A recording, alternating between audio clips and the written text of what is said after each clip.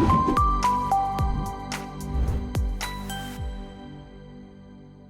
Deliberate Leaders. I am your host, Allison Dunn, executive coach and founder of the Deliberate Leaders podcast, where our mission is to grow great leaders who grow great businesses.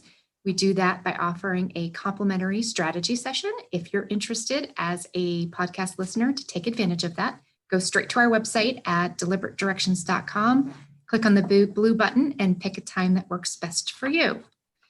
I am super excited for our guest today. Her name is E.B. Sanders. She is a certified career coach. She's a sought after speaker and a staffing consultant.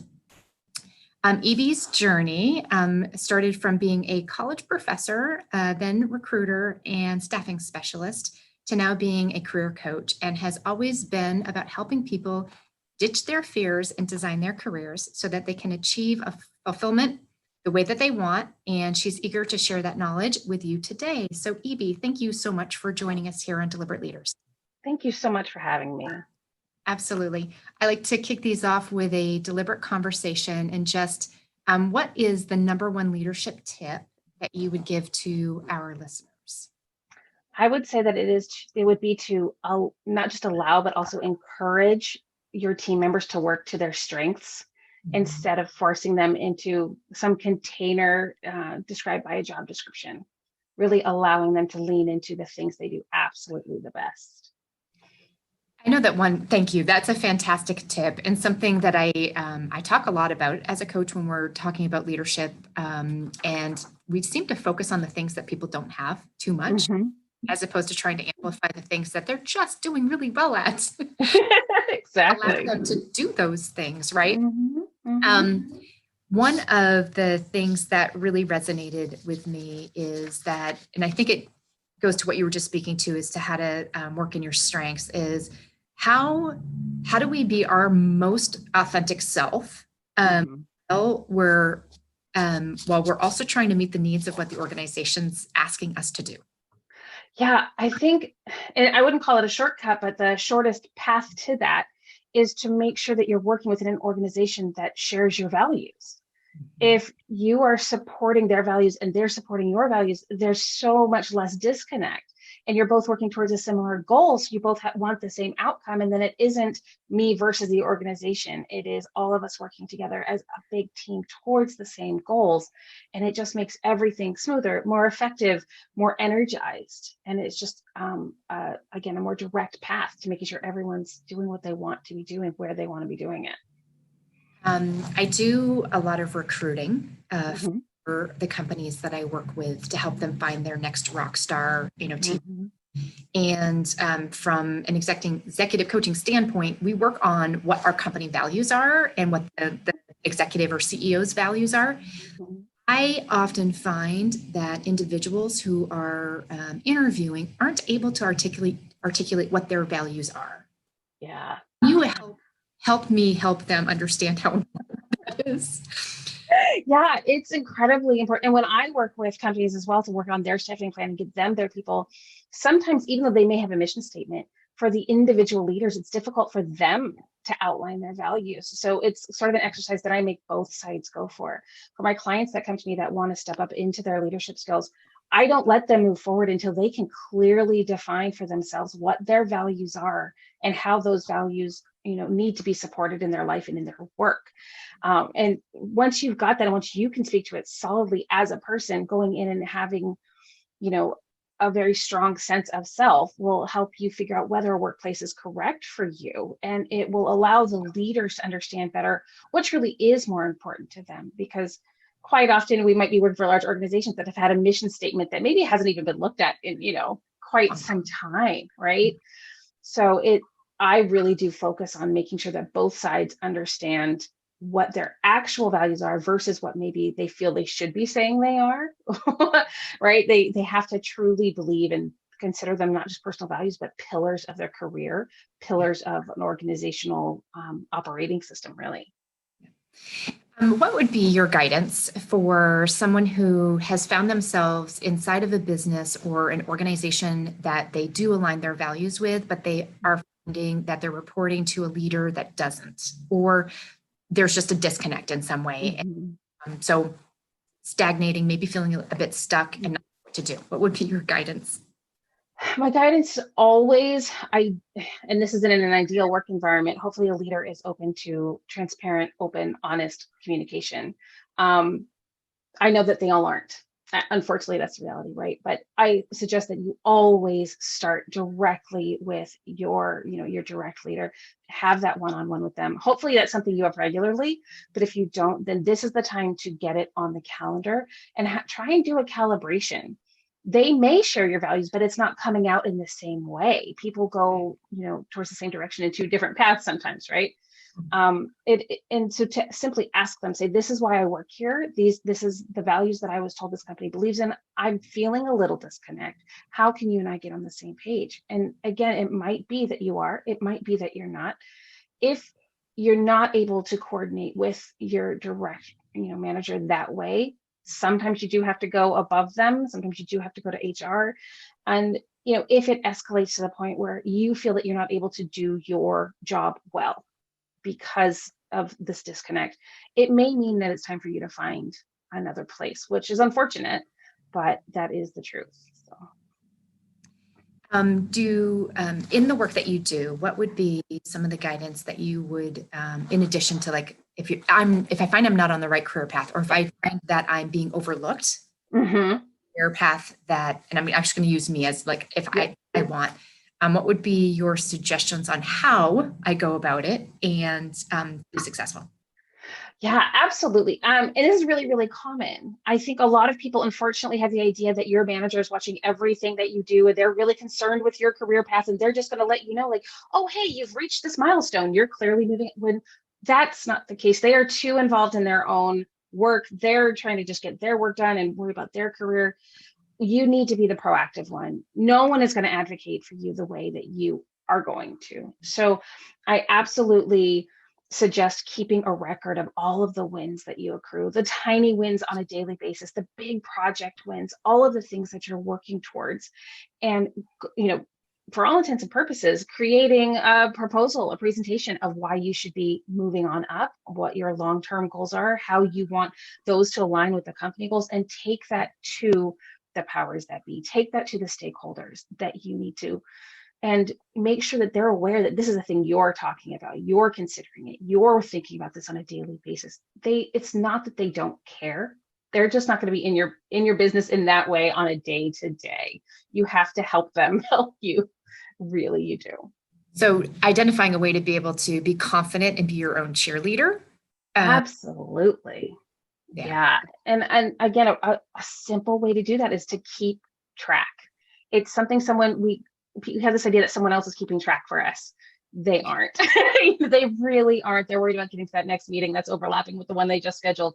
Keeping track of your daily wins, keeping track of your big wins, making sure that if you don't have a win, but you have a misstep, keeping track of what you learned from that and how you would reframe what you've learned and taking that into the future. Because especially during a review cycle, right? Those missteps may be brought up. And if you can say, it wasn't necessarily a loss, it was a misstep, but I've learned, and here's what specifically I learned, what solutions I put in place, you will come out looking like a rock star. That is such a great piece of advice. I mean, I thrive and really, I love lessons learned, right? Because there's no failures. There's not like, things that you do wrong. It's like, what am I learning from it? And if we're doing it perfectly, we're not stretching ourselves. So absolutely. Proactive about saying like, wow, that was not good. And here's how I change it, right? Yeah. And everyone is going to make mistakes, very literally everyone. And it's not, whether you will have a misstep, it's when and which one. It's not possible to keep all the balls in the air that's expected of us on the job these days. It isn't. So how you manage that, how you handle that, and how you come out on the other side is going to be your winning kind of clinch pin. For sure. Another element, so you talk a lot about confidence, and you actually have a course that's called Career Change with Confidence. Yes. And the framework to finding your thing, or I don't know if I said that right. Yeah. Find your thing.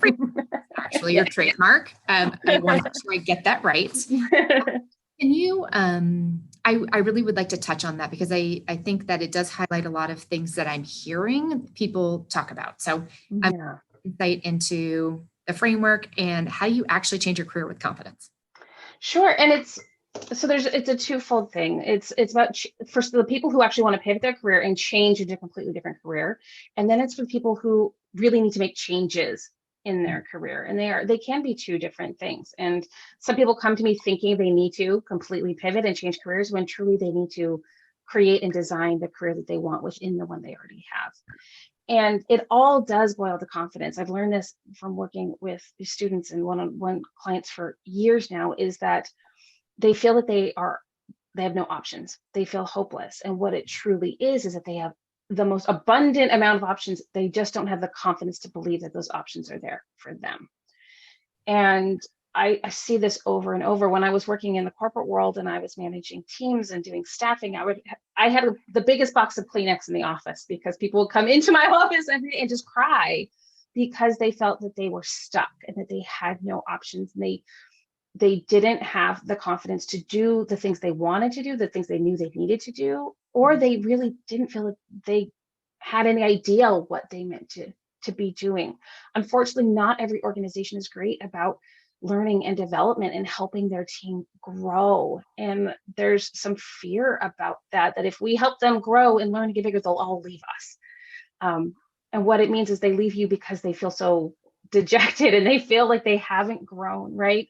So the course is really to help people start with finding their core values and making sure they're in an environment that's supporting that, and to make career decisions based on who they truly are at their core, who they want to be, what they want to be working towards, so that when they do make career decisions, it is with confidence because they know they're working towards these larger life goals other than hitting a monetary milestone. It's much more about doing what they want to do and being who they want to be.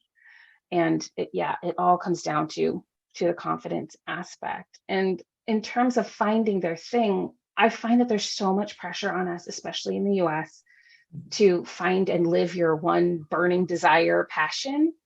And unfortunately, there's so many people there that don't have that, or they do have that burning passion, but having to monetize it and it be also their source of income just can suck so much of the joy from it.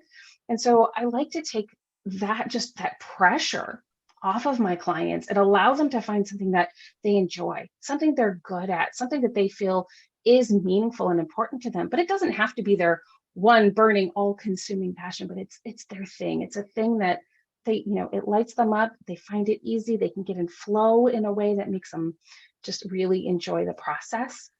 And that's truly the core of most of my work. So it's all about finding the things you're good at and doing it, with confidence. I hope that I'm not alone. You obviously work with a lot of people to help them find that, but it took me decades Yeah. to figure out what my jam. Mm-hmm. Um, Yeah. now that I found it, love every Right. moment, every day in what I get to. Yeah. But and Yeah. I all my other careers, but never at this like high achieving level. So Yeah, it took me decades as well. yeah, I'm on major career number 3. sure. Yes, you are exactly. That's okay. I think people are a little bit afraid to like if I don't find happiness in this, I have to find the thing that does make me the most happy, and maybe you just have to experience more things or figure out how you can do things where you're at. So Exactly. excellent. So we first started talking about you had mentioned really working within your strengths. So can you help explain why leaning to your strengths is way more effective than overcoming your weaknesses, and how to minimize those? Yeah, absolutely. If we're talking at it from a leadership standpoint and you're trying to have the strongest team that you possibly can, allowing them to do the things that are innate to them, that are easy for them, that are second nature for them, the things that they don't understand why they're difficult for other people. If you allow them to do that, even if it seemingly bleeds out a little bit from their direct job description, your team will be so much more strong than if you have them sit down, create a list of their flaws, sign them up for a bunch of trainings to overcome those flaws.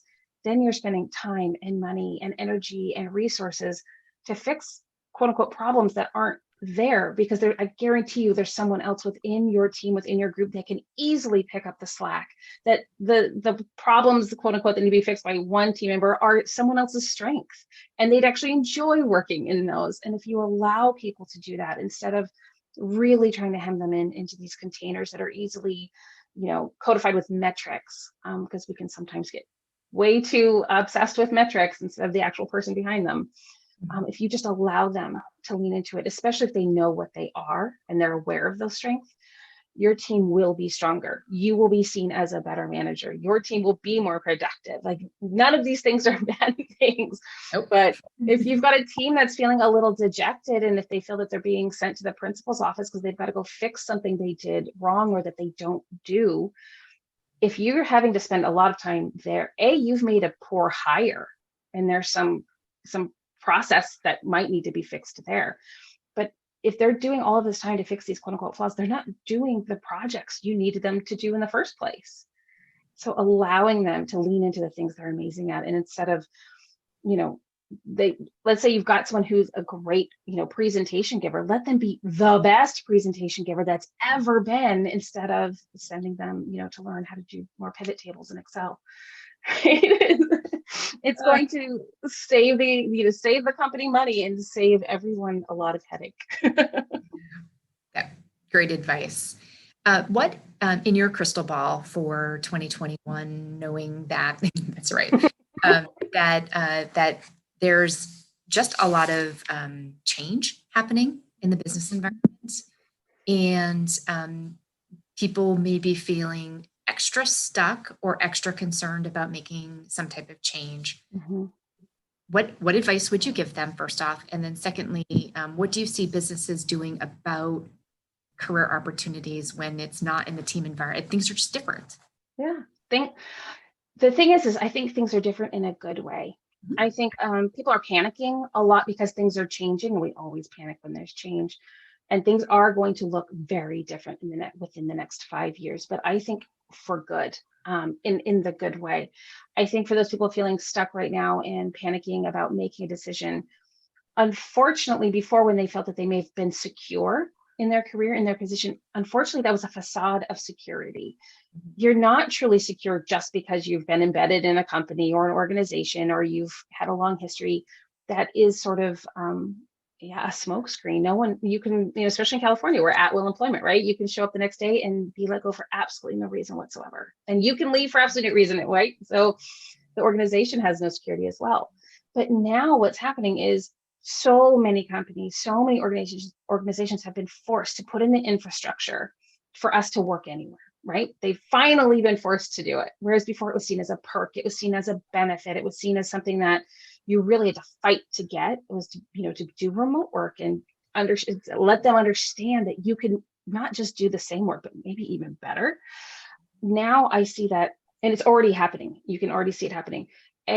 Talent pools from places where people may not have been able to pick up and move to a major metropolitan city, they're finally getting their shot. You can live wherever you want and have the same opportunity as people living, near the nexus, like let's say Silicon Valley or in New York or in Chicago. That, and the salaries are starting to even out, which is a great, great thing. People have been so disparately paid in different parts of the country, and different workers, especially international versus the US. These things are all evening out. And some people, that's scaring them, because it means they may not make as much in like the big city that they move to be closer to the work. There are going to be growing pains, but companies are going to realize there's amazing talent in tiny pockets of this country. And I'm so excited to see those people get a chance. I'm so excited to see, kids in rural parts of the country get a chance to work, for major startups. That's amazing to me.